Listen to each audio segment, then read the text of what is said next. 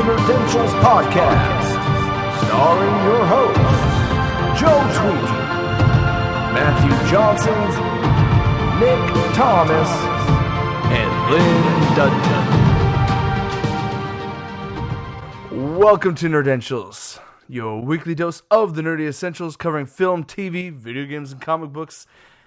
I'm your host, Joe Tweeton, and today joining me in the Nerd Cave is the Lynn Dungeon and the Nick Thomas. Woot woot. I got one woot woot and a silent dungeon. Yeah. Hi, Lynn. Hi.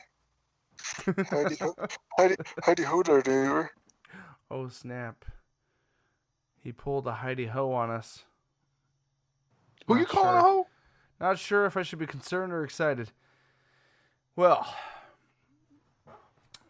guys, how has the rest of the week been up to this point? And yes, Nick, I am inviting you to a personal story. As opposed to the previous week. No, nothing to share? What do you mean? Oh, last time I was being super friendly, and then you started going on about classes and work and stuff, and then I cracked a joke at you saying, "Oh, I see. You thought that I was giving you a personal invitation to story time." This week has been fun. A lot of work, a lot of school. I actually missed a few days because my wife and kids were sick. Oh, snap. Like, Diaphleucus the blowhole kind of sick. Dude, it's been a while since you've mentioned that illness. Is it in resurgence? Apparently. But yeah, it was interesting couple days. But there was some bright lights on the horizon. I did not know this beforehand when we were going through most anticipated games of 2019. And if I would have known this, I would have said it. Said what? September 2019. Mech Warriors 5, Mercenaries. Well, shit. He's already jumped into the conversation, guys. That's all right. Quick segue. Lynn, how's your week been? That exciting? It's been a week. All right. Well, fair enough. Guys, my week has been pretty standard and busy as well. But we've had a handful of exciting games that we've jumped into this week. And speaking of games, guys, let's kick things off with our gaming bits for the week.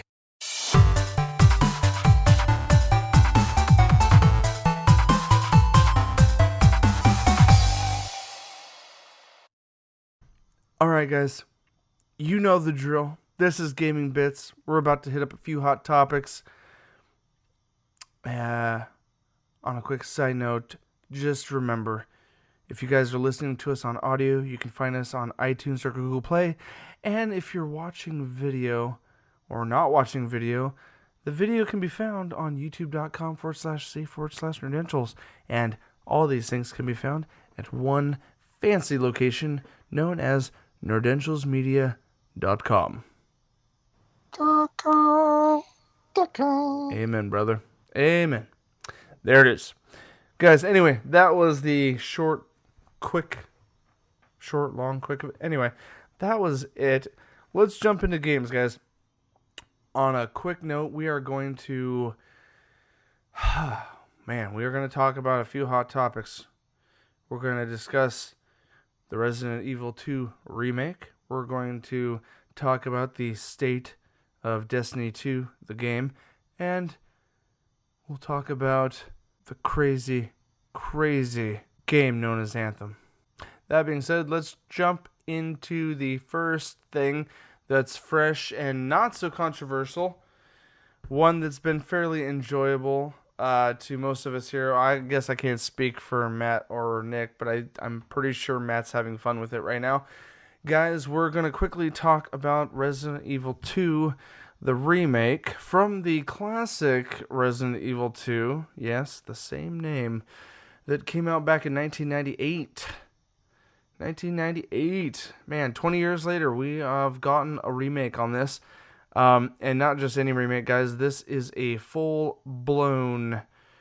They didn't just up the resolution and increase the textures. No, guys, they from the ground up, rebuilt this game in full-blown 2018 graphic fidelity. 3D worlds, character remodels. They even rescored everything in 3-dimensional audio, and I know this due to other tragic circumstances that we'll cover in a moment. But that being said, the gameplay has been incredible. My brief experience, me and Nick did the one-shot demo, which they released a week prior to the game releasing. Kind of a unique situation on this, right, Nick? It was 30-minute time limit to get as far as you can or explore as much as you can, and then and one shot at it. And then, like Inspector Gadget, this message will self-destruct. So, Nick, hot take from you first. How did you enjoy or not enjoy the demo? I enjoyed it. I liked the cinematics in it. They were beautiful. I gotta honestly say some of the best looking zombies I've ever seen in a game. Remarkable. Yes. Some good stuff there. You can actually see like the flesh like sloughing off their face. It was gnarly, dude. It was visceral. It was nice. Well, not nice, but you know what I mean. It was pleasing to horror fans. It was very Resident Evil, true to its form. Whereas everyone knows the painstakingly frustrating controls sometimes when it comes to Resident Evil, and there were still some of those mechanics there. But yeah, they weren't as bad as previous games. Well, and this one was actually... Sorry. What? Go ahead. I was just going to say, this one was actually built off the same game engine that they utilized in the Resident Evil 7 release. So anyone that played Resident Evil 7 will see a lot of familiar imagery as far as like the quality of the environments and characters. But there's one thing I got to say. That opening scene when he's driving into town makes me want to move to Raccoon City. How so? They were selling gas for $1.06 a gallon. You're right. And I gotta throw this out real quick. Quick shout out, guys. Our nerd host who cannot be here this evening, Matthew Johnson, is currently playing through the game, and we are uploading the walkthrough of this game through him on our YouTube channel. So go check that out. Part 1 is up now, and probably a couple more episodes will be up by the time you hear this. That was the first comment he made when he got into the character exploration part and he started walking around. The first comment he made was he walked over and saw the gas station price sign, and that was exactly what you just said. He was like, "Well, just some cheap gas." Like, that was the first thing he says. You're right, dude. Anyway, that was funny. And there's some little like surprise moments. They kind of changed a little bit of the aspect of the game where it even seems more of a survival horror than it was before. Oh. Like the amount of bullets are even more desperate. The amount of zombies coming at you is even more. The need for precision shooting. Yeah, no, and that when the one falls out of the ceiling, that got me. That got me. Oh, the one hanging upside down. Yeah, that one surprised me initially, but you know what surprised me more and shouldn't have, because I mean, I'm not familiar with the original game. It was actually a callback scene to the original Resident Evil 2. It's the it's the moment where a guy is hanging from the ceiling, but not upside down. Like his head's actually hooked through some metal, and the body's just hanging there. And I'm not stupid. I've played Outlast and a handful of other horror games, and I know that when you walk up to something, something will most likely move or happen. And I still like literally, I've got it on. I recorded it. I have the reaction still. I literally like almost screamed like a little freaking girl when I walked up to the corpse that was hanging there, and of course something it was gonna drop. I walk up to it, and that activated the corpse falling down to the ground, and it didn't come after me, but just it falling, and the audio, the music coming with it, just that whole that sudden, that like sharp little metallic sound when something lands or hits suddenly. So this game did not forego the cliche jump scare moments, and I was still caught off guard, even though I knew they were coming. It's kind of cool that you'd bring up the noise and stuff. The sound effects of this game were actually more, they were more intense to me in contrast to the old game than the actual graphics were. The time and detail they took into making the sound effects on this. Like when you shoot a zombie, you hear the squidge of the bullet. Mm-hmm. And I don't have a good surround sound system, but I gotta throw this out there, mainly because it was a okay. Let's just put this out there. Like, okay, general thoughts on let's give it a quick general rating of the demo. The game's already out, but like overall, like how much did you like it? I guess like your general rating of it. Like, we doing a 1 out of 10, or are we doing the 4? You hate it, try it, like it's worth giving it a try at least. You liked it, meaning it's more than worth your time, and loved it. You absolutely need to play this. I liked it, almost loved it, like my first prom day. Woo! Right there in the middle of really good. Okay.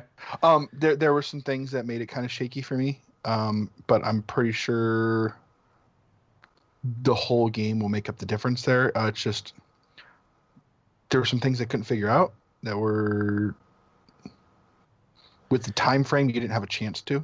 Well, okay, yeah. So in context of the demo, there was some restrictions there. So the demo as a whole, though, you will say you liked it. The game might get higher praises than that from you, because with the time limit and the puzzle solving thing, because the Resident Evil series is known for puzzles, and my time in the demo, Nick, I'll be honest, like I'm glad they have a map system for this game, because for sure there's a handful of times you're going back and forth to the same areas and you're like, crap, no, I've already been here.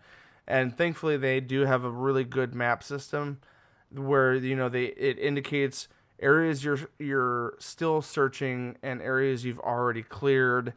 And it even shows you, like, if you walk into a room, pass by an item and don't see it, you look at the map, it'll show you the item that you didn't pick up. It'll indicate items you didn't pick up. So it's very intuitive and it's good, so it's very helpful. So your rating is purely based on what I was able to find. The challenge is a little harder than the amount of time you're allowed to play it. Yeah, well, and you said you didn't have surround sound and all this, but my headset, I can actually put this in 7.1 digital audio. Okay, so real quick, you give your rating, I'll give mine. I would say as far as the demo goes, I'll give you the exact same rating. I liked it a lot. It is 100% worth playing.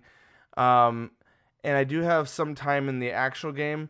But so that being said, I just wanted to give everyone context of we really like this game, but I wanted to cover just a quick frustration I did have with it that I could not find an answer to online, and so I'm just putting this out there because maybe we're the only people that know the solution to this, and maybe there's a random person like me that's struggling with it and doesn't know how to fix it. So the struggle I experienced, guys, because I looked all over the internet, no one else that I could find had a solution for the remake of this game.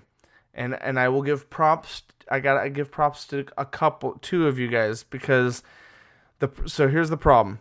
The problem was I have my Xbox One plugged into several different TVs. The headset, I could always hear all the audio perfectly fine.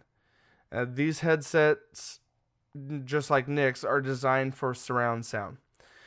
The one thing that I don't know how it happened or why it happened, but when I played the game and I didn't have a headset, I just wanted to record the footage and I just wanted to hear the audio from the TV. All the other sound came through fine, except the character dialogue. The audible talking of the characters was either completely muffled or completely silent. And the only way I could hear or know what characters were saying is by having the subtitles on. So I tried a bunch of different things. Nothing worked. And what ended up happening, and what like Nick was kind of guiding me to try this out on the Xbox internal settings, and then Matt explained to me why he thought I should check out the internal Xbox settings, is because Capcom really put a lot of legwork into the 3D audio of this game. Like, they really want you to hear this in surround sound, whether it's through headphones or with a home entertainment system where you have either 5.1 or 7.1 speakers. Guys, thing is I don't have surround sound. And I don't imagine like the average gamer does, unless you've got headsets that do that. So to me, I thought, well, why is this a problem? Why can't I hear the character dialogue? And I tried several other games. No other games were having an issue, just this one game. So I don't know if the game changed the setting on my Xbox, but the solution ended up being going into my Xbox settings. I looked at the audio outputs in my Xbox settings. Under the HDMI category that the Xbox is plugged into from my Xbox to my TV, under the HDMI setting, there are audio options. Either Dolby Atmos, 7.1 surround sound, or traditional stereo output. And I didn't think I needed to change it because I didn't need to change it for any other game. So guess what, guys? I went ahead and tried it. I switched it from it looked like it was default set to 7.1. I didn't do that. I feel like I don't know if the game did it or if that's just the default on the Xbox. I switched it to stereo. Boom. Instant fix. I booted up the game. All the characters' dialogue can be heard through the TV speakers like normal. Don't know why that was an issue. Don't know why it was a struggle. So if anyone out there, the random small percentage in the world that maybe had the same problem, just go into your Xbox settings and adjust your direct audio output and put it back to stereo if you don't have surround sound.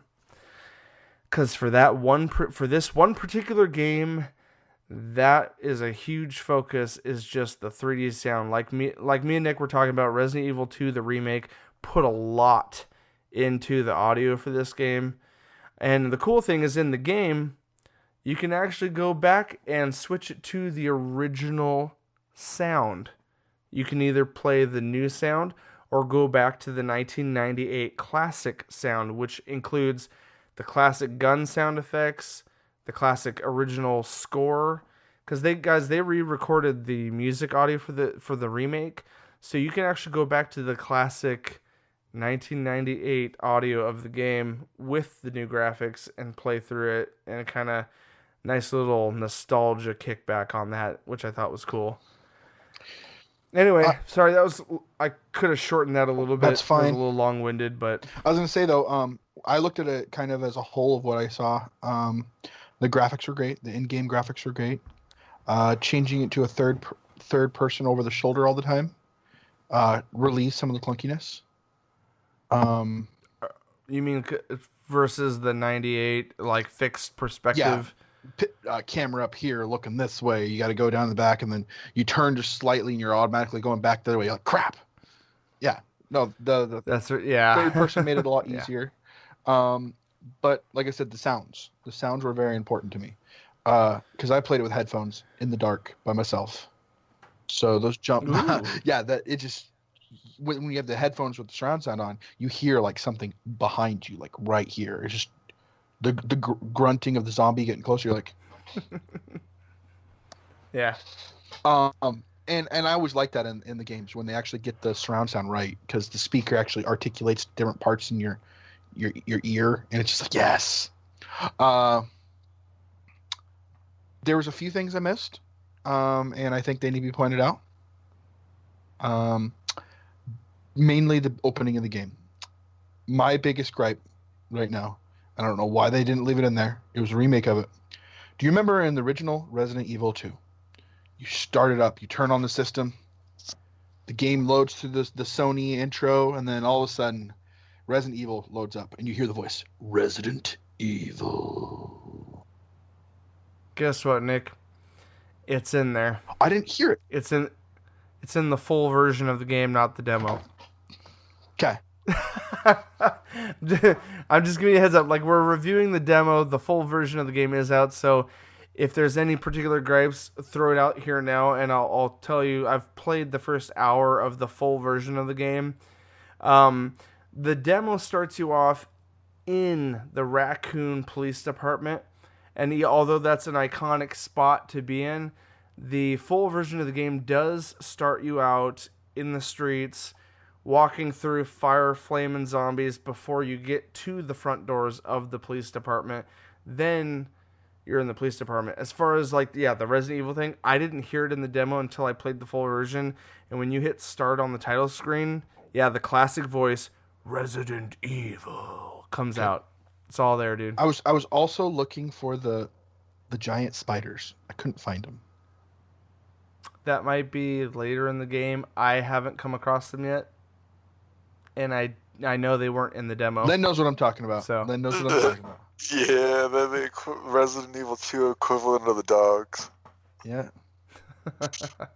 No, there's certain things I look for in the game that they did. They paid a big point to focus on in the original that I was trying to see if they actually did in the second one.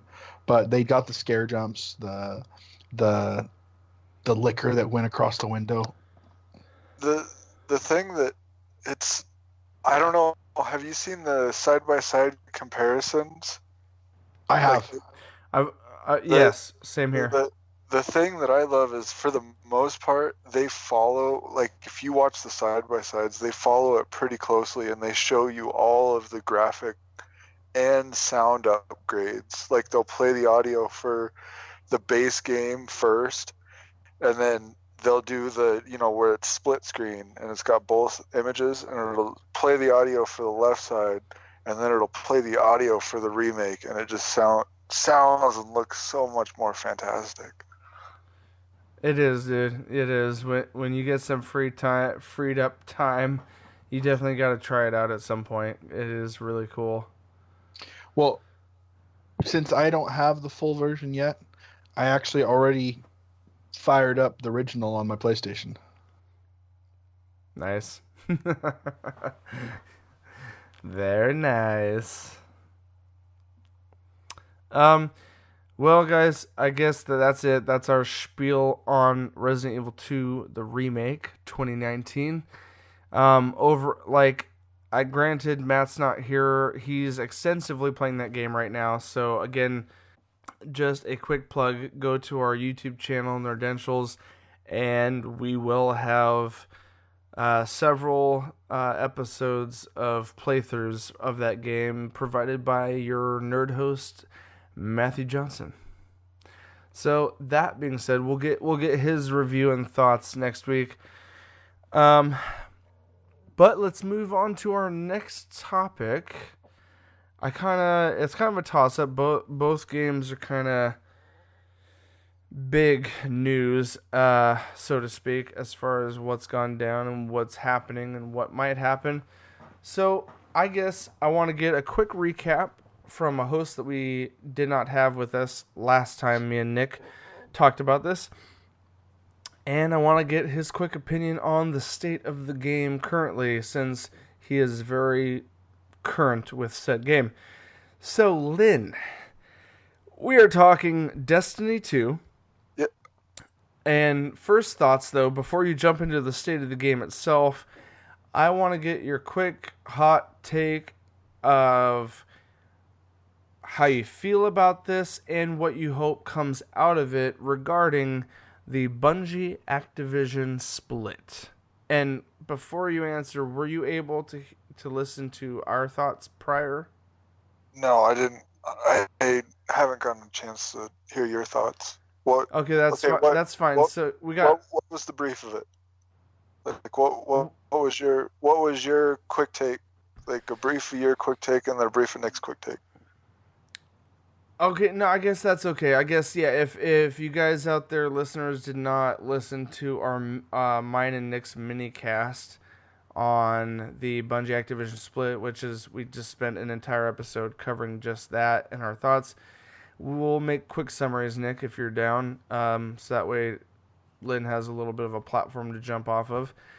So basically, let's see, the short of it, I guess, is, for me, I am hopeful purely for a couple reasons. Okay, so Bungie was actually celebrating the announcement of this split over social media with the expression, and I don't doubt for a second that they didn't actually pop bottles of champagne, at least in their Twitter statements, when the announcement was officialized and publicized. And that told me one of a couple things. So first off, one, just to get this out of the way, regardless of how much disdain we've had for a lot of the corporate-based decisions that Activision has made, that may have in many ways affected what has come out of Destiny from a development standpoint, the one thing we can't deny is that Activision knows how to spend money and knows how to market, and that was kind of one of the biggest benefits that Bungie had partnering with them, is the ability to have a company that knows how to push their product out, in big marketplaces, how to put out displays, how to advertise the crap out of it, and they had the money to do that, and to get it physical copies in stores. So that was the thing that Activision offered up. Me and Nick both kind of shared that understanding. We're like, yep. I mean, regardless of... So on the negative side of Activision, let's jump to that real quick. The things that we all saw as a group was, okay, Bungie is kind of being pushed to get a release schedule put out, because Activision being a corporate business, the difference between Bungie and Activision is Bungie's in it to make a game for gamers, and Activision's in it to sell games. They don't care about the specifics of making it for the gamer or not. They want to make the big bucks. So me and Nick kind of both shared that. Was that? And Nick, you stop me if I'm talking over anything that you didn't agree with. But as far as Bungie's concerned, so we that's it for Activision. We both kind of agreed on those points. Okay. As far as Bungie's concerned, let me just conclude. We are conservatively worried that Bungie is able to find an appropriate way to do this independently as far as releasing the game. But as far as the quality of the game, we are very hopeful and excited, because the ball's in their park and it's their property, and the developers are very passionate about said property. and they are very much gamers making a game for gamers. So, Nick, any disagreements or agreements? We kind of that's it. The gist. I'm actually not worried about them being able to produce and send out their games. They may not have the knowledge behind doing it, and that's why they paired with Activision first. But if they run into that issue, they have plenty of people already reaching out saying, "Hey, come work with us." Yeah, and one last side note before I throw it over to you, Lynn, is me and Nick did cover a little bit of that, how Sony heads were kind of tweeting out to Bungie in different ways. And Phil Spencer, we definitely covered specifically. Phil Spencer commented directly, just kind of, he was very like not specific about it, but in his tweet he said, looking forward to working with my favorite company with my favorite developer, and seeing the future of my favorite game, because you probably know this. Phil Spencer is a hardcore Destiny fan, and he's put hundreds of hours into the game himself. And me and Nick agreed that was kind of a lot of people's just kind of like a shout out over the bow, kind of like saying, "Hey Bungie, just letting you know, You can always come home. We've got not well, and here's the thing: we pointed out Phil Spencer was not president of the gaming division in Xbox back when Bungie was locked into a contract with Microsoft. Back when Microsoft owned Halo, Yeah. and they were a first party with them, Phil Spencer wasn't in charge. So we agreed this was kind of just a Phil Spencer's way of saying, hey, we've invested in 13 other developers, and we're not forcing them to put out a specific development schedule. They're trying to develop first-party shit. They're trying to build up their Game Pass division. So they're basically just saying, hey, Bungie, if you need some help distributing, let's talk. And that's it. That's basically what we covered. So, your opinions, thoughts, and hopes of this split. I would like to start by saying it is a double-edged sword. Yeah. Okay. And here's my reasoning. Albeit Activision stifled them greatly, I feel, by first forcing them to start over. When they had a foundation built coming off of Destiny 1 hard. They had a hard foundation. They knew where Destiny 1 succeeded. They knew where Destiny 1 failed.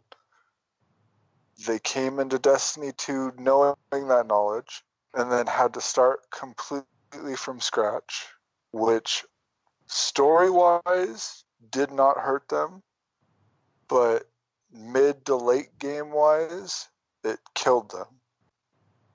Okay, and they saw that. They tried to recoup. They recouped in Forsaken, but it took them a while. And it really sucks that it took, another Taken King to bring that back. Okay? But, seeing Destiny, or Bungie has that creative capability and the fact that they do listen to their player base and their fans, and they do actually take in a lot of fan-based lore and creative content. It's kind of awesome. They do procrastinate very hard. And they have a coding and script that is not UI or coding friendly. It takes them a while to put little changes into the game that other games would be able to push out in a day or two. It takes them more like a week to push it out, which kind of sucks. Like Blizzard could push a patch out for WoW in a day and have it up before like 3 or 4 p.m. Whereas Bungie, you got to wait till next reset for that update or that fix to come through. Just because of how much coding and how hard it is for their process to go through. Activision was that push behind them to get it out, to get a deadline, to make something to the fan or player base saying, hey, this is going to be here this day. That's what you got from Activision being there. Whereas Bungie is, they're dead set on their fans, their player base, which is awesome. But the thing that they lack is their time frame or their schedule to guarantee it to the player base. Like, you'll look at their calendar for this week at Bungie, and you'll see things on there, and then next week it comes around and that thing is been removed from the this week at Bungie calendar, and you're like, oh shoot. Like, what was it, Mods 2.0? That got pushed back, I don't know, 4 or 5 weeks? Like, it kept getting pushed back and pushed back and pushed back and pushed back. But Activision, like, stayed on them to make sure that they got that deadline hit, They go, you're going to make this promise to our fans and our customers. Activision goes, we're in it for the money, and if that fan or player base doesn't see that, they're not going to be happy. They're not going to make their microtransactions. We're not going to see that money, and things are going to start to decline, and yada yada. Activision is very business oriented, which is what they are, and that's why I think Bungie paired with them, was because like you said, they're the marketing background to Bungie, the promotion, the advertisement, all that, the getting the face out there, getting the product pushed. But with what Bungie's built, not just with Destiny but with Halo, there's that that unspoken thing there, like you're saying, where they have other sources in other areas that can help with that. Not necessarily one company standalone. They could reach out to those multiple sources to assist them in that, because I don't know anymore to segregate yourself to one console, whether it be Sony, whether it be Xbox, whether it be Nintendo. Not a whole lot of people do that, but to segregate yourself to one thing is kind of shooting yourself in the foot, especially with an MMO or a online game. To segregate yourself to one console anymore with that type of game kind of stifles your opportunity. And I think that's why Activision sought after Blizzard for the PC, aspect of that.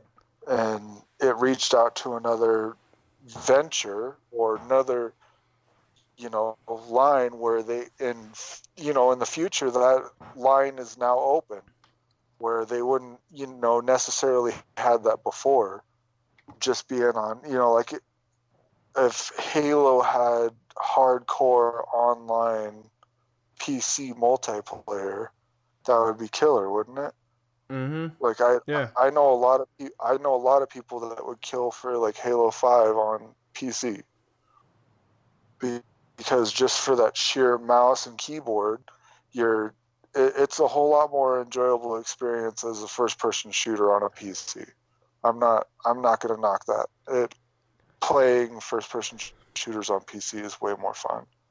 But the split altogether, I view it as Bungie will now have that creative control, that vision that they had coming out of Destiny 1, going into Destiny 2. They will have that vision there, and they will actually be able to pursue it and now fully immerse their audience in the lore, in the storyline, in what the game was meant to be there for, and not just push out Warmind or Osiris DLCs. Mm-hmm.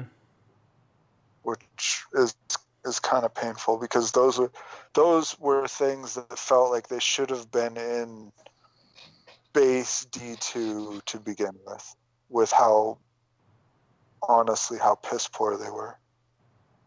And, coming into the newer DLCs that we're right now with the forges, the Black Armory, the DLC is, I don't know, if you paid for it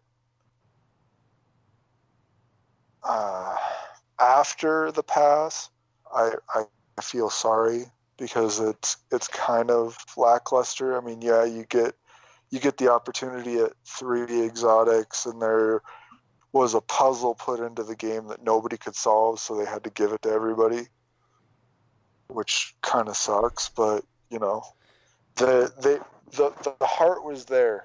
You saw it with how challenging the puzzle was. I honestly enjoy those puzzles, the difficult ones, but the fact that they had to give it to people because it was Well, more of the player base has become casual. I mean, to just add to that, as far as like the explanation of it for those not in the know on our show is, Bungie listened as far as they made a puzzle really challenging because a lot of the player base wanted more of that. And it's really unfortunate, and maybe it's attributed to the need to, like, they needed to release it on a time schedule, so they didn't have enough of the testers. It's kind of up in the air as to whose fault it really is, but there was a missing piece of evidence in the quest that was actually literally not in the game, to where a couple of really huge streamers spent 30 hours straight with the community, with a bunch of people, trying to help those streamers solve the puzzle. And they still couldn't, up until eventually, as a group effort, the puzzle was solved. But it was by finding an outside source that wasn't in the game. It wasn't even. It wasn't even. I don't know. It was after the fact that they'd already released, like they already opened up the armory, and that when, I can't remember if it was Glad or Dado that had found it out, but one of the two of them. What I'm saying is, actually figured out. What I'm saying is they found it out by trial and error, purely by trial and error, because the clue, quote unquote clue, that was supposed to help them get to that point, get to the solution, was left out of the game. And like the biggest controversy on that whole thing was, like, people are asking the question, did Bungie not have any of the game testers play through this quest and realize that it's unsolvable before releasing it? Like, that is a very heated, like, why did this go so wrong? And the only thing Bungie could think of to fix it was to, open up the fourth forge, which was, these were all, and Nick, maybe not, Nick, who's not caught up on what the forges were, like, once a week a new forge opened up through quest lines and stuff. And this fourth forge was not announced. It was supposed to be a secret that was supposed to be revealed after the puzzle was solved. But because no one could solve the puzzle, and because the way Bungie announced what this content was, the biggest reason people were pissed off at Bungie is because they revealed that there was a forge that was going to be unlocked by solving the puzzle. Now, a lot of people agree, and you may disagree, but if Bungie had just kept the forge a secret, completely, don't tell anyone that's what's locked behind this puzzle, and they just let the community try to solve the puzzle, then the reveal of there being the fourth forge would not have been, people wouldn't have been pissed off about it. They would have been like, oh wow, a surprise. But because they knew content was locked behind an impossible puzzle, it made the fan base upset. Yeah, I feel like that's part of that double-edged sword of Activision and Bungie, was that Activision wanted to keep that player base playing, And to keep that player base playing, they had Bungie tweet out, "Hey, there's a fourth Forge coming, and it's a like mystery." to tease the community. Yeah. To get them to look for it, and then when they couldn't solve the puzzle because Bungie put all that effort into making it, difficult, a challenging puzzle. Yeah, that I don't know, it came around, and I think that's the why reception was soured because of how it was delivered. Yeah, and a lot of people want to be just upset at Bungie over it, but you have to remember that there's always two sides to every story. There's always two sides to every argument. That you can't just go off one. That there's always more to it than that. And especially in game development, the two-edged sword is the publisher versus the developer. And go for it, Nick. Do you guys know who Vicarious Visions and High Moon Studios is? Yeah, they're owned by Activision. Okay. Do you know what part they played in Destiny 2? Yep. PC. No, they did more than that. They helped. One of them did DC. One of them did the PC development for the port, and the other one did the entire Warmind DLC. Because they were worried that the main dev team wouldn't be able to keep up with the amount of drops that they needed.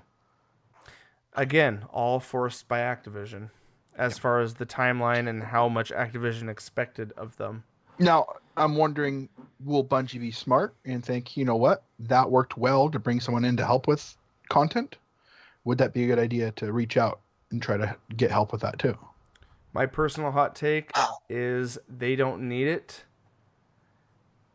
because the only reason they needed it was because there were stakeholders and investors expecting Bungie to pump out money for them. I am so glad you brought that up. You know what Activision's going through right now, right? Oh yeah, they're getting sued out the shit ass. can. They're in the shit can across multiple companies and lawsuits right now, and their stocks are really low right now. Investors are thinking that Activision lied about the future of Destiny 2, and investors got cheated out when Activision knew that there was going to be a split. Well, all I can say is good luck to Activision, and right now it's not Bungie's problem. Oh yeah, I just think it's hilarious. Well, to Nick's question though, where do you think they need it? Maybe that is a moment where Bungie might have saw a weak link in the chain and might hire on more staff to compensate for those two, Vicarious Visions loss and then the other company's loss. Like maybe bring on a few extra devs as opposed to just, go, oh, hey, we're going to outsource it and bring in another company. Maybe bring on actual people onto the team. Like, I mean, possibly. Not not two full companies worth of staff. Like, just, a handful of people to compensate for those two companies moving on. Well, let's not go too much further down the rabbit hole on this, but I've got a couple things just to throw at you guys to kind of help us wrap up the Destiny topic. One being, as far as to throw you guys out a few bones on the possibilities going forward. Let's not forget, granted, a completely unique IP, quote unquote. That's what was posted in the media regarding the NetEase $100 million investment from China, but there's that was speculated in the past that when they were going to develop another IP through an additional investment, that hey, this might be a window leading to Bungie being able to self-develop, self-publish, become the next Blizzard platform, because honestly that's what Bungie has stated in the media, is they want to work towards becoming a multi-IP, multi-studio size production company at some point. Yep. And this NetEase might be a window to that, Some people are speculating. There's nothing official. Like, we don't know. All we can do is speculate. But there's $100 million on the table. We don't know how much of that is going into an actual full-blown separate IP. We don't know if any of that is going to trickle into supporting Destiny. We everything's up in the air right now. There's a lot of room for speculation. What about the devs that were pulled off of D2 expansion content and moved over to D3 production? Right. I think it's still all speculative because here's the thing. Here's what we do know is that everything they actually kept them on D3, or do you think they moved when they split off Activision that they? Now here's my point. Moved Yes. back to D2? I don't. Very good. Yes. Sorry, not to talk over you. Very good point, Lynn. We don't know if they're going to stick with a D3 iteration or if they're getting pulled off completely. Because here's the thing. The contract got cut, and they have told us over media that they're going to cover. Nothing's going to change up to the end of the current roadmap. Meaning the annual pass, like Penumbra, Year of the Drifter, or whatever. The next Joker's Wild. Sorry, yeah. The next, going up through this coming September, that roadmap is not changing. D2 being available on the Blizzard Battle.net is going to stay there for the foreseeable future as far as the sale of Destiny 2 for the PC community. So Bungie has stated on their Twitter accounts the roadmap isn't changing as it currently stands. So like they're finishing out what they've already promised. As far as beyond that, are we going to get a D2 fall expansion? Maybe. Are they going to abandon the number 3 and go for a full-blown MMO in their third iteration and call it Destiny blank? And are they going to get rid of the number? Because the numbering system only existed because that was the contract with Activision. They promised Activision 4 games. In the 10-year contract, they promised 4 games. And because of delays, we're way too close to the end of that contract to have put out a 4th Destiny game. Well, delays and restarts. Exactly, yeah. Like to your point, what you said earlier about them restarting and having to transition and being delayed. They were supposed to have four Destiny. They lost the original director from D1. Right. They were supposed to have 4 Destiny games over 10 years. And they weren't even close to coming out with a 4th Destiny, let alone D3. Which I'm glad. No, I'm glad too. And like their whole vision before joining with Activision was they wanted to make an MMO shooter.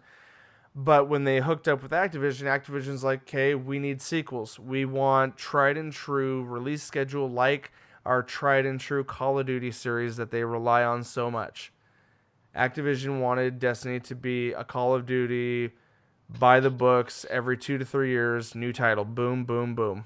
If we're asking the question, do we think Destiny will make it through this split? My answer's got to be yes, just for the sheer fact. I don't know if you guys remember this or remember these numbers. Destiny, on its release day, has still the record for the highest selling new IP on its first day. It opened up at 500 million on the first day. What are you talking about? $500 million sales or of player? Games. Okay, sales is more believable. I was like, yeah, I got you because $60 a title. Yeah, 500 million in one day. I was one of those dirty buyers on pre-order and release. I almost missed. Yeah. So that's were. Intense. Yeah. I mean, they hyped it up for almost 4 years prior to release. I pre-ordered this game 2 years before it came out. Yeah, because it was supposed to come out 2013, and then it got pushed back a whole year. I was a Bungie fanboy from day one with Halo, and then they kind of stopped doing that, and I'm like, what are they gonna do next? And then I just saw the poster with the Traveler, and I'm like, I don't know what that is. It's gonna be epic. It's gonna be epic. Dude, switching over to PlayStation and seeing that Bungie was available on PlayStation, you have no idea. This original Halo fanboy was excited for having a Bungie IP on PlayStation. on a finalizing note, two little things I wanted to throw at you, Lynn. Join Xbox. No, well, I don't care. Cross-play, cross-save. They're not tied to a developer. I don't care if they stay on PlayStation. If I can play with my buddy on PlayStation, by all means, come on, Bungie, let's do it. Secondly, though, for the PC community, they could really kind of go anywhere. Like, Epic recently bought up, and we mentioned this last time, me and Nick did. They recently did a contract with Ubisoft. So the PC side is going to get exclusive release for The Division 2. As far as where you're going to buy it, whether it's on Steam or it's on the Epic Store, which is now competing with Steam, Bungie might have some options as far as distribution goes. As far as console releases, the only reason I'm not worried, okay, they'll sell it on the online PlayStation Store and it'll be sold on the Microsoft Online Store. But as far as, potential deals and support that they might get, the reason I think this would still benefit you, Lynn, is if they got on the phone with Phil Spencer and worked out some kind of deal, I think you would still benefit from it because Phil Spencer, he already has an elite group of 13 studios under the Microsoft belt to create first-party content. I think at the very least, and he's also not above publishing on other platforms and crossplay. He is 100% on board with crossplay, on board with They bought up Minecraft. Didn't they? They bought up Minecraft, and he continues selling it on the PlayStation. Yeah, it's a first-party property. They were pushing for it on fucking Twitter, saying, "At Sony, where you at?" Right? All I'm saying is, it wouldn't. This part wouldn't apply to you, but my dream situation is Phil cozies up next to Bungie and says, "Hey, here's a truckload of money. Make the best Destiny you can make, and let's do crossplay." Because it doesn't matter. They're gonna. He's not gonna do exclusivity with Bungie, even if they did work out a deal. Is my point. Because he doesn't like exclusivity anyway right now. As far as multi-platform games go, Bungie's already a multi-platform game, so he's not going to be like, oh well, now we get content for a whole year and screw you guys. He would not do that, but at the very least you'd get a really good supportive guy because he freaking loves the game. I don't know. Anyway, we're all kind of talking in circles right now, but we're kind of covering a lot of similar ground we already did in a previous episode. But Lynn, any concluding thoughts before we kind of do our wrap-up topic? Well, did you want to do state of the game, or do you want to even touch on that?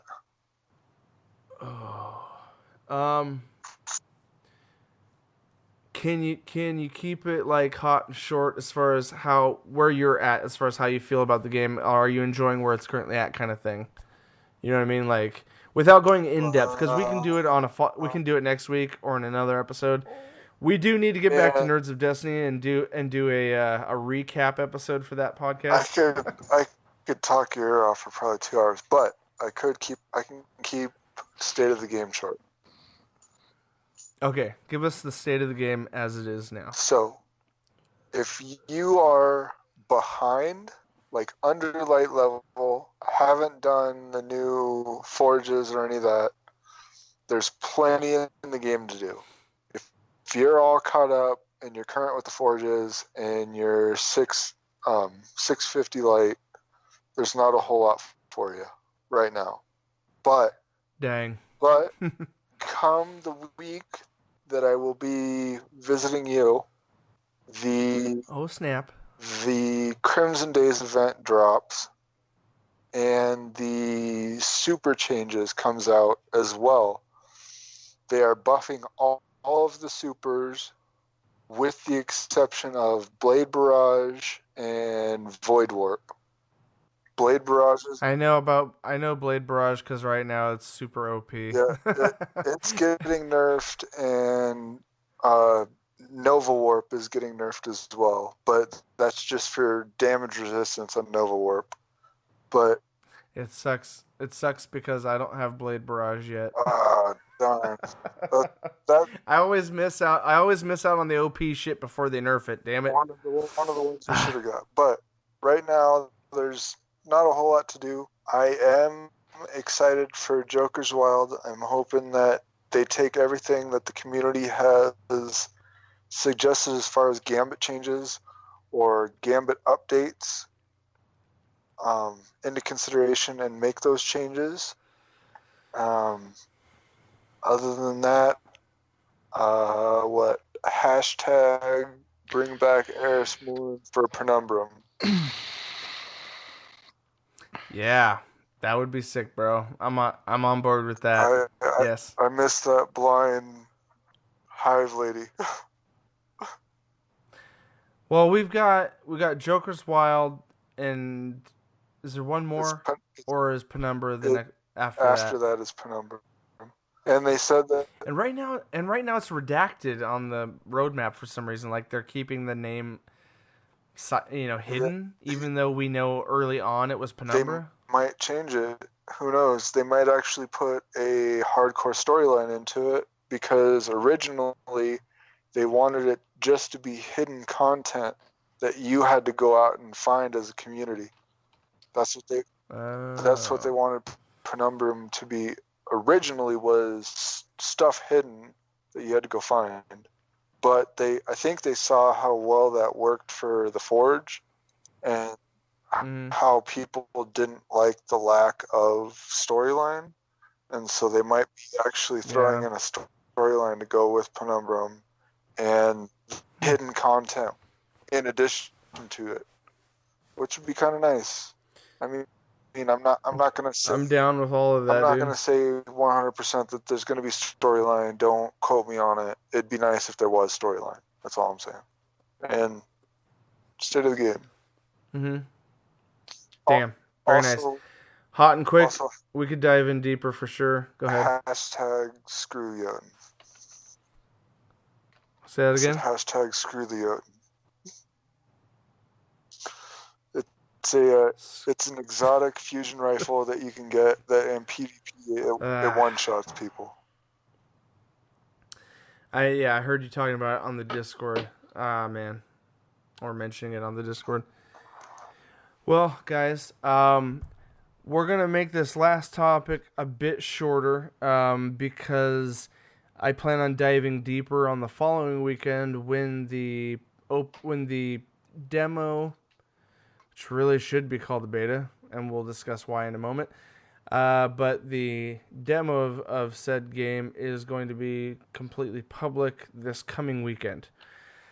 That game is BioWare's new IP that they've been in development with since they finished Mass Effect 3 almost 6 years ago. Is the open shared world shooter multiplayer RPG game known as Anthem. Now, we just to give a quick recap of what we saw about it leading up to this demo that came out a couple days ago prior to this recording. We're recording Sunday night right now, so the demo just finished for those that were able to get into it, and I'll explain why why that is a situation. Back in E3 2017,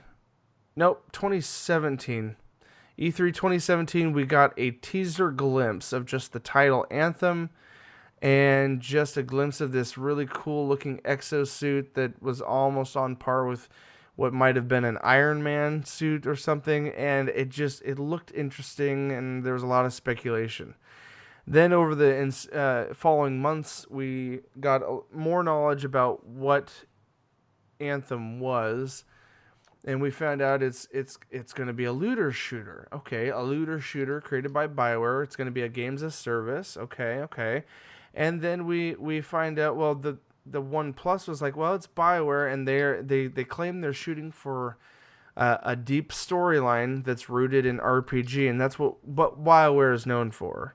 And for the long short of it, those that aren't in the know, BioWare is responsible for games such as Dragon Age, the Mass Effect series, Knights of the Old Republic, Baldur's Gate, a top-down isometric RPG series back in the late 90s on PC. Yeah, I'm a hardcore BioWare fan, guys. They also did Empire. And yes, Jade Empire on the original Xbox. I know. Shout out to Lynn. He really enjoyed Jade Empire. And that brings us up to this now new IP. And don't forget, guys, BioWare is kind of a multi-team studio. They're big enough now where they're usually working on two IPs in tandem with each other.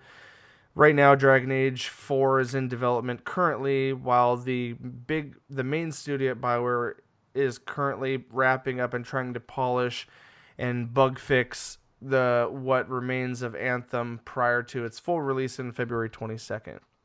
So, that brings us up to today, where this weekend, prior to recording, they released a VIP access-only demo of the game.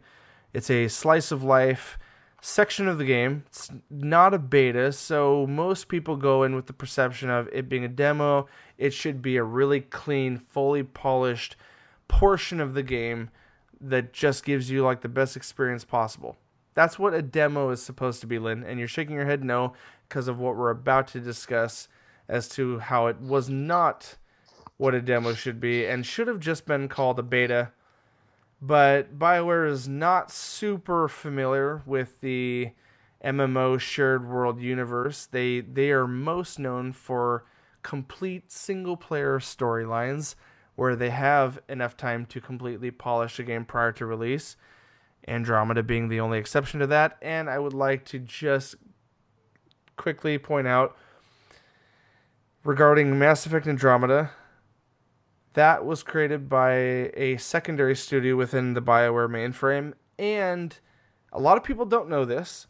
The biggest reason it suffered so many glitches is it was created from the ground up under the Unreal Engine, and then so similar to our Activision publisher cohort that likes to screw developers over and ask them to change things last minute, they asked the Andromeda team, that's right, EA Games, asked BioWare, working on Andromeda, to, hey, we want you to use the Frostbite engine. And the Andromeda team had never used Frostbite before. And this is 18 months before the release of the game. They asked the Andromeda team to move every asset over from the Unreal Engine into Frostbite. Some of you guys didn't know this. I just learned this last week, that is why Andromeda suffered so horribly. EA, as a publisher, forced them to push the game out at a set date and said, we want you to use a different engine. So, lesson learned is publishers, keep your damn dirty paws out of our games. And stay away from developers and their creative abilities. Anyway, so long introduction, but shifting over to Anthem now. The plus side to Anthem, minus the current issues with the demo, the plus side is that this game, by the main Montreal group that were responsible for the complete development of Mass Effect 1 and 2, which are highly lauded in the saga of Mass Effect games and award-winning to boot. They're the ones responsible for the 6 years of Anthem development, and they built Anthem from the ground up using the Frostbite engine. I'm not saying I'm a fan of Frostbite over Unreal or anything. I'm not a tech guru regarding, coding, scripting, and development, but I will say this. The one thing I can glean from this as a casual fan of the game and its development is at least EA is kind of leaving them alone in regards to, okay, they started on Frostbite. They're not forcing them to change it last minute, thank God. And so what we're left with is entirely just BioWare not being ready for an online only game, I think is what this kind of comes down to. And regardless of how much you know about servers and development, I would say that right now they're doing their best to fix the crap that they weren't prepared for. And those not in the know, basically a massive number of people could not even get into the demo when it went live this Friday. Lynn being one of those guys, he pre-ordered the damn game and still didn't get to play it at all this weekend, which is really heartbreaking for someone that was actually interested in doing this and actually putting money into it. I even put $5 into EA Access to get myself the VIP access, and I couldn't even play it the first day on Friday because servers were not loading, and they were saying, oh, it's not that we weren't prepared for the server load, like how many players might come on. They were saying it was an issue with the game communicating with the various platforms, and they were having an issue there that didn't show up during playtesting, but it showed up now with all these, out there players trying to get into this. So I'm not from me not knowing anything about development, I can't argue or dispute that they're not in the wrong, or they are. And I'll let Nick say something here because you had a point to make here. I have a piece of a blog here that Chad Robertson, the head of live service for BioWare's game, he wrote an extensive blog, and he actually outlines the 3 issues that happened. Yeah, go ahead and read those out real quick. Yeah, the 3 issues that most players were running into, according to Post, were 1, platform connections. This was caused by spikes in players entering the game when they opened up. Unfortunately, these issues did not present themselves during our internal testing. Investigations are ongoing, and we will continue to apply fixes throughout the weekend. 2, entitlements. These are account flags that grant players things like their pre-order incentives and demo access. During the demo weekend, we identified a bug where VIP players with specific combination of entitlements were being blocked from accessing the demo. Lynn in this point. We believe we've resolved most of these, but have additional causes we are addressing. And 3rd, infinite loads. This is one that Mr. Joe here experienced for quite a while. This is occurring for some players, particularly when they transition from Fort Tarsus to an expedition. Oh, you probably didn't get that part then. We saw this only in isolated cases during internal testing and believe it was resolved. Unfortunately, the problem is exacerbated in the real world, where differences with players' ISPs and home networks introduce new behaviors. So just to add to that last point you made, Nick, I did experience that initially a handful of times. Oh. So Fort Tarsus, for you guys out there that haven't played this game yet, is basically like the tower in Destiny. It's the social space, more or less, where you're kind of free roaming. You can talk to your vendors, blah, blah, blah. And anytime the expedition is basically going to planet side to do a mission. So going from the tower to the planet side, it would go to load you into the game, and then it would just freeze at the last, I would say 1/8 of the loading bar would just sit there, and it would freeze. It wouldn't go anywhere. You'd sit there for untold amounts of time. A couple people were able to bypass this by simply closing out the game completely manually, just like force closing the game, then relaunching the game. And there was a 50-50 chance for a lot of players that it would load you right where you left off and actually carry you onto the planet side. Other times, including myself, it would completely reset as if you weren't even trying to load to begin with, and you'd have to start all over and hope the infinite load screen didn't happen. By Saturday afternoon, so a day and a half into this demo, I was successfully able to do a couple missions smoothly without the infinite load screen. And I mean, and that was about it. I didn't play any at all on Sunday today prior to this recording, but needless to say, BioWare experienced a heavy hiccup in their VIP demo release. And next weekend, they're supposed to be opening it up. It's supposed to be completely a public open demo again for the following weekend. And the one thing I'll say this, the one prop I will give BioWare on this whole controversial thing, I'm a gamer that doesn't get angered that easily, and I kind of reserve judgment until I see how a developer is going to handle certain situations, especially negativity. And my basic response to them is appreciation for their attentiveness to tackling this problem, and what is the word? Their the word for being completely open to the community. What's that word? What's the phrasing? Transparency, guys. I would say this, that the one thing that BioWare, and it may half have been BioWare's, Bungie, the one thing that it might have been a little bit of Bungie's fault, maybe a little bit of Activision, maybe a combination of both, they were completely closed off to the community for the entirety of Destiny 1. I'm saying as far as how much they were communicating and telling you, hey, we're working on this, this is what's going on, this is what we're fixing. After Destiny 2, they became very open and very transparent. And I'm not, anyway, that's nit-grit little details. But the one thing I'm appreciating with BioWare is that they've seen what's happened with Bungie. They've seen the lashback, especially with their prior IP of Mass Effect Andromeda, and how much anger came out over the glitches in that game upon release. Let me get this straight.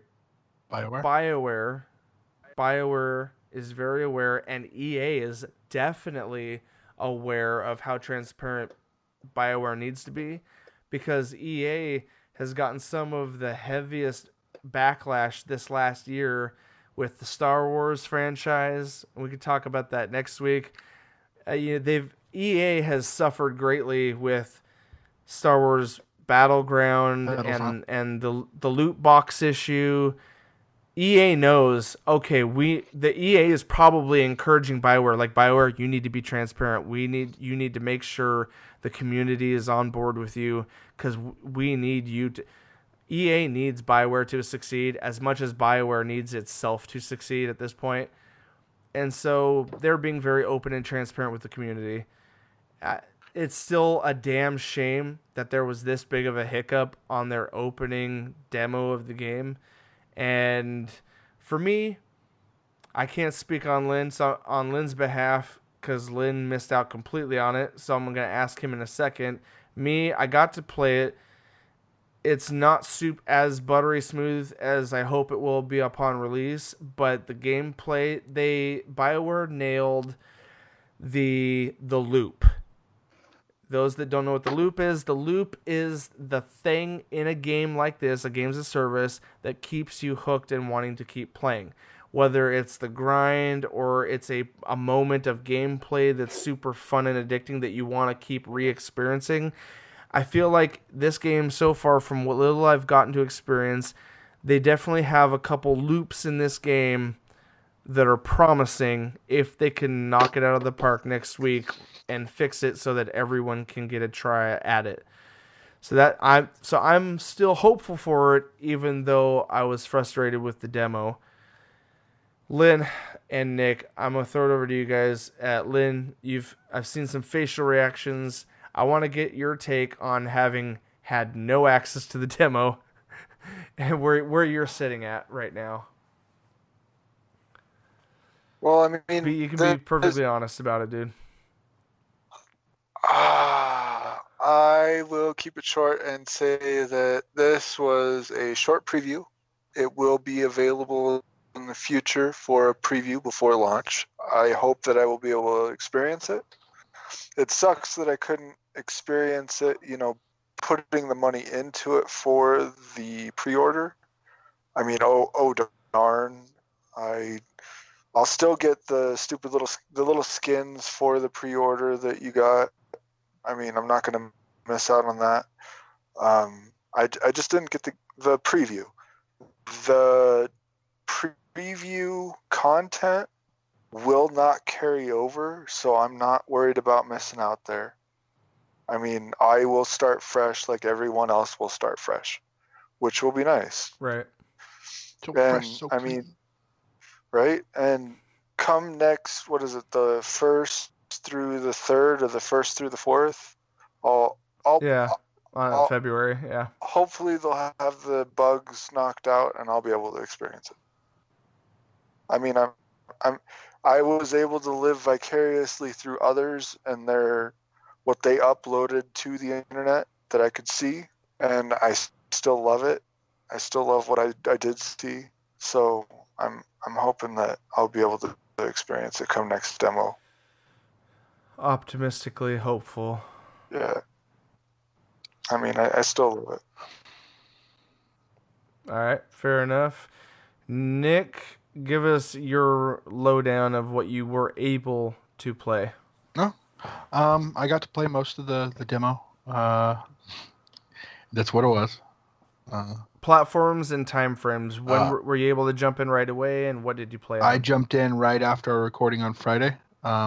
You guys started talking about it, and I remember I had started downloading it, but then I realized that when my wife left to go to work, she turned off my Xbox. And so you guys were talking about it. I'm like, wait, I'm going to go check and see where it's at. I run back there and check my room. I'm like, damn it, it's off. So I turned it on, and by the time we were done with our recording, it was already downloaded. And everyone said there was these whole bunch of loading times to jump in. I started the game and jumped in, and it instantly loaded. So I didn't What platform? What was your first one? Xbox? Yeah. Okay. So I didn't run into the issues everyone else did. And I didn't pay the VIP money. I'm not an EA subscriber or the other one. I forget what it is. I didn't. Origin access on PC. Yeah, I didn't pay for any of those. So I don't know how I got access to the VIP launch. But what? Did you read somewhere that they opened it up? Because that was the thing. Everybody on my Discord, like everybody, on my clan Discord for my Destiny clan, was saying, "Oh, hey, we're hopping on Anthem to play it because everybody had access to it." Like, so my question, VIP or not? Was it accidentally available for everyone? That's what it looks like. Did they announce that they were going to open it up? Because it sounds like they still weren't. So that brings up a little side note. We need to do a little more research, because my speculation on that is maybe there were so many server issues because it wasn't locked out to the community, and they didn't realize that. Maybe the glitch was everyone had access unintentionally. Well, that's just speculation. I haven't read anything. It was supposed to be everyone who bought the $80 version got VIP access for themselves and 3 keys, which they could distribute to 3 random people. That's how it was supposed to be. But the way that it seems was everyone could access it no matter whether they got a key or not. We'll look into it, and we'll follow up next week with what we find out. But I'm wondering if that was part of the issue, is that it was completely public and they did not intend for it to be. Well, I almost wonder their way of resolving the lockouts for the people that had certain, what they called entitlements. Entitlements in their accounts was to open it, maybe. That might have been their response to try to make it so people can get through, and it just opened the floodgates for everyone. Well, which probably created a snowball effect of issues at that point. My thing is Saturday morning and all the way into Saturday evening, me and the boys kept trying to hop on to. I wanted to show it to Lincoln and Emmett because Robin and I were so excited for it. I still couldn't play it. Like, the card kept popping up on the screen saying that I didn't have access to it and I had to wait till the 1st and 3rd. Huh. but I paid for the VIP access, so I don't know what's going on there. Right. Huh. We'll have to research it further. And for a game that's been touted as the Destiny killer, I don't think there's an issue there. Not that it was a bad game. I got to reiterate this. Destiny and Anthem, they're both science fiction shooters, and that's it. That's all they have in common. Everything else is completely different. The third person shooting, the way the mechanics and the creatures are all like massive damage sponges. Well, also the demo, they said the balancing of damage and weapon damage and enemy damage is all going to be different in the full release, they said. Well, so, I mean... But there's a completely different feel to the games. Anthem shooting is completely different because the third person, you're taken out of that first person view, and a lot of that immersion you get from being in a first person shooter is gone. And it takes that away, so it's two different games. One is almost like, this is a game I'm going to play just to relax and sit back, kill some monsters, and play with some friends. Destiny's like, hey, I'm going to jump on here and pwn some noobs. It's two different types of games. There's aspects, bottom line, I mean, there's aspects that are not in Anthem at all. Yeah. I would honestly say that the only similarities is that it's a science fiction shooter. And that is, to me, the only similarities the games have. And the classes, sorry. But other than that, there's no similarity between the games. This game, if I had to compare it to another game, the most it was like, and the similarities were glaring, actually. Warframe. Actually, people are chopping this up to being a mix of the Division and Warframe. Yeah, this was like Warframe Extra to me. From what I'd say is this felt like a combination of what Nick's saying is Warframe, what Joe said the Division, and then it has the clunkiness of Evolve. That was a 4-player shooter that took down big monsters. So there's that. I will say that it has the feel of Warframe with the space science fiction, and it has the play of mechanics Division, of the mechanics of Division, and it brought in the clunkiness and the difficulty of playing Evolve. But I think that's a pretty good mix. Yeah. The one thing I wish that the Storm class would have had heavier was the space magic that Destiny has. I miss the space magic. I mean, I agree with that, but I want to throw this out there. I don't know. It recently got tweeted earlier today, but they said, and I don't know if it's going to be to the whole public or just the VIP players, but they're claiming like to make up for this last weekend, aside from like a specific vinyl that they're going to issue to the VIP players, woohoo. They're claiming all 4 javelins will be available immediately next weekend. Like there's no lock, there's nothing you have to unlock to get all 4 of them to try out. So they're saying next weekend in the public open demo, all 4 javelins will be playable. So I look forward to trying that out because I only had time to play the Ranger. I didn't get far enough into it to unlock anyone else, unfortunately. Hell yeah. I wanted to do the Storm and the Colossus, and now same here. I don't feel like I pick one. Yes. I feel like Interceptor is going to be closer to the Hunter as far as like that's what I'm used to. The Interceptor is going to be high burst DPS is what it is with the stealth abilities. On the other side, we'll save more details for next week because we'll probably dive into like the customizability, the play styles. We'll get a little more into what we do get to experience of the game because there's a lot to unpack on it. The one thing I want to throw out there that I told Matt about this game, dude, that I'm excited about is that with Destiny, where you have to pick one class and you have to stick with it and you have to open up multiple playthroughs as different classes, the difference with this game is you will start the game as one class and you will be able to play all of them throughout the entirety of your playthrough as one character. Yeah, because So like you will, and they're just different suits. So they're saying you will be able to, from mission to mission, you'll be able to swap out into a different javelin at any time. But once you get into those missions, you'll be locked in. So like unlike Destiny, where you're kind of locked to one class for the entirety of a playthrough, you'll be able to bounce throughout the entirety of Anthem. So that's pretty cool. And with perks and abilities, those are based on your under armor and don't affect the outward appearance. So like so many people in Destiny are clamoring for transmogrification like Diablo 3. This game will let you change every single section of armor to be completely different from one another at any time. Literally, the cosmetics are going to be through the roof for this game.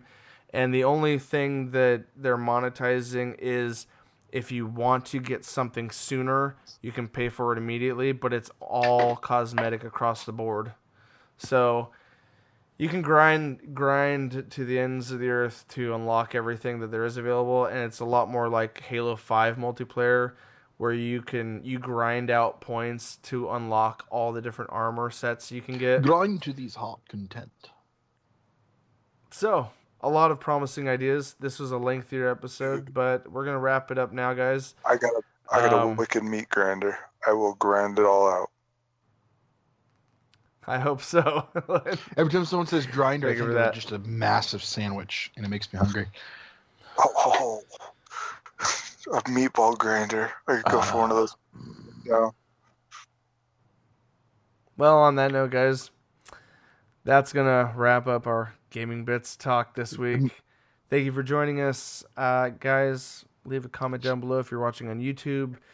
Rate and review us on iTunes or Google Play, guys. We could really use some star power ratings to get our show more exposed. We're on a weekly release now for podcasting. In the coming weeks, we'll try to give you guys a more steadier, day of the week release as soon as I can knock out that schedule.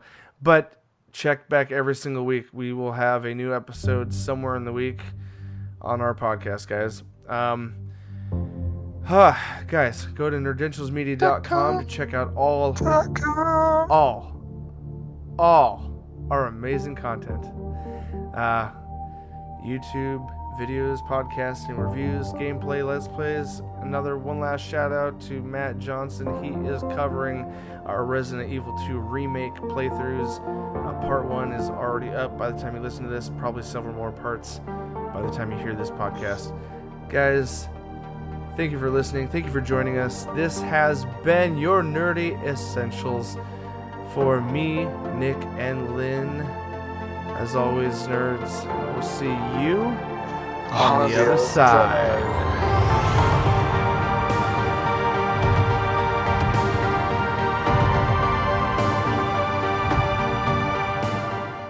I like that little dip, Lynn. That little dip up to the stars. It's so hot. Call the police and fireman. It's, Whoa. Don't say fresh.